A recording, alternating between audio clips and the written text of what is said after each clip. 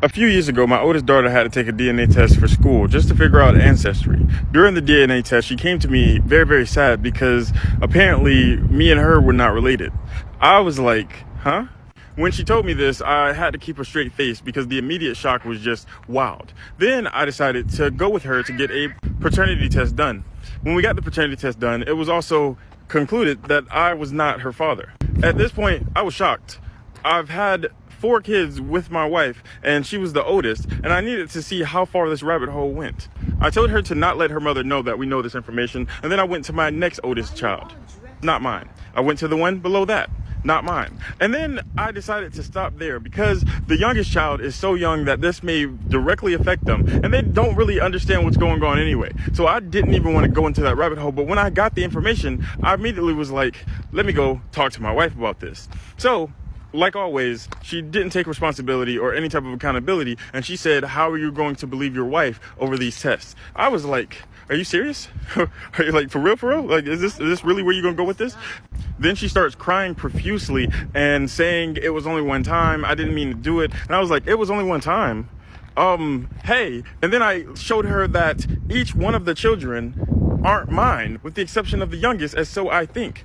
That's when it dawned on me that it was one time, multiple times. And then when we looked, each one of the children's had different baby fathers, and somehow that made it even worse because it wasn't just one person you was cheating on me with. This is a habitual thing with multiple different people that you probably don't know about, and I'm taking care of their kids. They're my kids.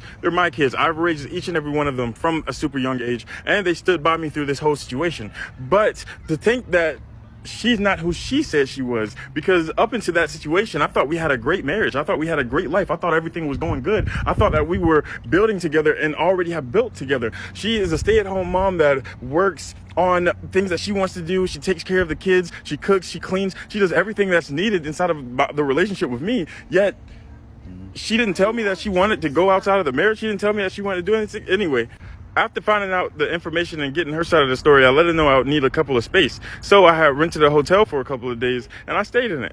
I stayed away, and it was all right. It was good, but I really missed my kids, and I wanted to see them. So after a couple of days, I was back inside of the house, but I'm not even gonna lie, I didn't say anything to my wife. I didn't speak to her. She would try to talk to me and I would look away. I would take care of the kids. I would grab the kids, take them to the mall, do different things with them. And everything was just, I was just trying to figure things out. I was just trying to see how I could make our relationship work, or see if I need to separate and just take the kids myself. Like, I didn't know what to do, if I had any like legal rights to these individuals. Yeah, my name's on the birth certificate, but I'm not biologically theirs. I just wanted to figure things out, but I didn't even get that chance, because 6 days ago she decided, other than taking any type of accountability, to have a hangout session with the chandelier. And I'm so happy I have my kids, because I just don't know what I would like. It's just baffling to me, because the whole time, even with evidence, she just kept denying and denying and denying and denying. And I don't know if I did something wrong. I don't know if I was never supposed to know in the first place. I don't know what's going to happen, but I know I didn't want this to happen. I didn't want to not have my kids, not to have their mother. Another question. Married men, should you be asking your wife or children to take DNA tests? It's so offensive, but at this day and age, you probably need to. And because there's too many Nicki Minaj's, Megan Stallion, Cardi B's out there doing everything they do, all up on this fans only, cash app, whopping, popping, snapping, tapping, booty. They throwing it out there, bro.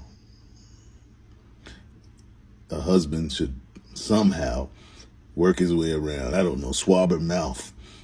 Stick your finger in her mouth and then put it on a Q-tip and go take a DNA test and then tell them to match it with the kids. That way she won't even know. But you need to find out, man. No man wants to spend his whole life in deep love, going to work every day, supplying the needs of his woman, giving her his everything, and then find out she was giving her everything to someone else, and all that you have is not even yours.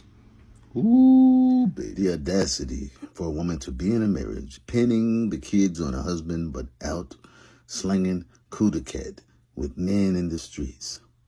She was so hurt by him finding out that she committed suicide on a chandelier, from what he was explaining.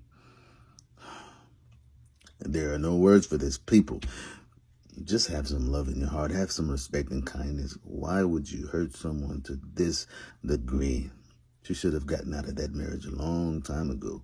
Ooh, it makes people like me wonder if I should ever say those words I do again. People are so harsh and so cruel. Do you have any kindness in your heart? We just out having babies and pinning it on him. He's paying for the kids, sleeping with you every day, kissing you in your mouth. But behind his back, you out starting a whole new bloodline and lineage that he thinks is his, but it is not. Ain't no telling who the baby daddies are, man. That's, ooh, what a cold world we live in.